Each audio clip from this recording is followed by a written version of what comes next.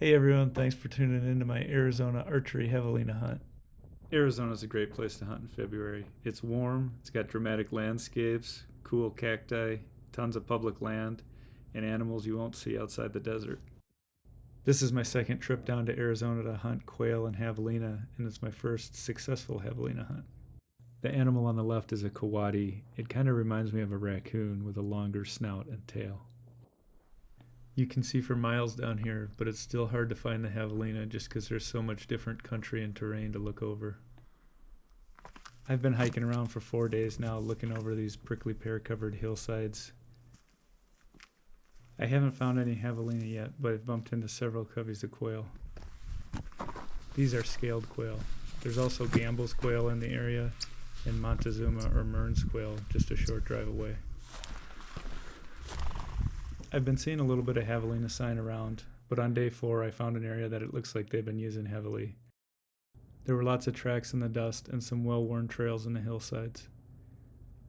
A lot of the prickly pear cactus had been chewed on by javelina, and there were areas on the hillside where they'd been digging around looking for food. About 10 a.m. I spotted a group of javelina out feeding near the head of this drainage. I can see 5 of them right now. They're about a half a mile away. I'm about 400 yards away from the javelina now, and they're still out in the open feeding. If I can get to the bottom of the drainage right in front of me without the javelina seeing or smelling me, I should have enough terrain and brush to use for cover while I sneak in close.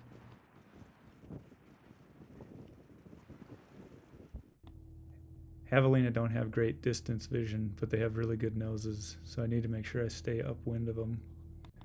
They're also a relatively small target, so I'm hoping to get within 30 yards of them for a shot with my bow.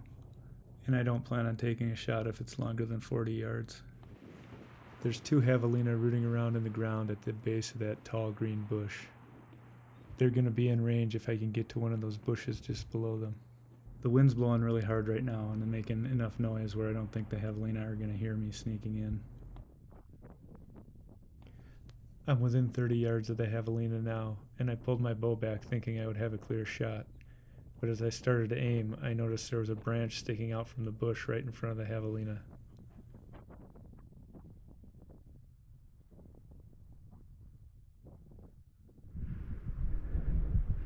I didn't want to risk the branch deflecting my arrow and making a bad shot, so I let the bow down.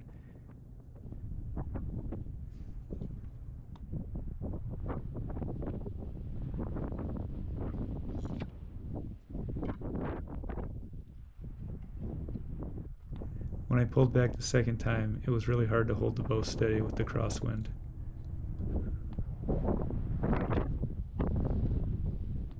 Before I got the shot off, a javelina that I didn't even know was over there spotted me and took off running. I rushed the shot and hit a branch.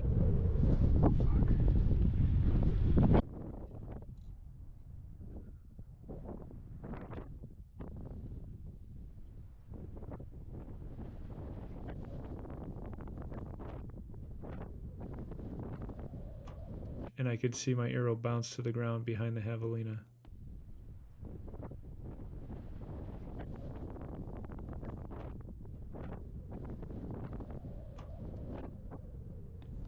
There turned out to be a bunch more than 5 javelina in the herd. With all the noise from the wind, some of the javelina didn't hear my arrow bouncing around, and none of them had smelled me.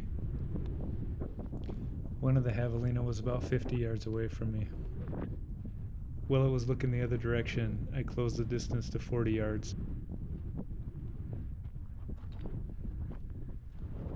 As soon as the javelina turned broadside and stopped, I drew my bow. This time the wind was blowing straight at me instead of being a crosswind, so I was able to get the shot off quickly. The shot felt good, and the bright red blood on the arrow made me confident I had hit the lungs, which was my target.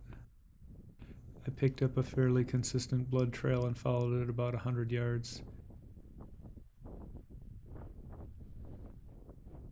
At this point, I figured the javelina couldn't have gone much farther. So even though I didn't see any more blood in the dirt in front of me, I walked forward and started looking into the next canyon. You may have noticed the javelina on the left side of the screen a few seconds ago. I did not, So I spent the next part of the afternoon wandering all over the hillside, wondering where the javelina had gone, only to find that I had walked within about 3 feet of it earlier. Adult javelina typically weigh between 40 and 60 pounds, and there's not much of a size difference between the sexes. This one turned out to be a 53-pound sow, which I consider to be a pretty good sized javelina. The meat looks a little bit like pork, and the backstrap was delicious when I pan-fried it with some seasoning salt. The wild game meat most similar to javelina that I've ever had is actually cougar.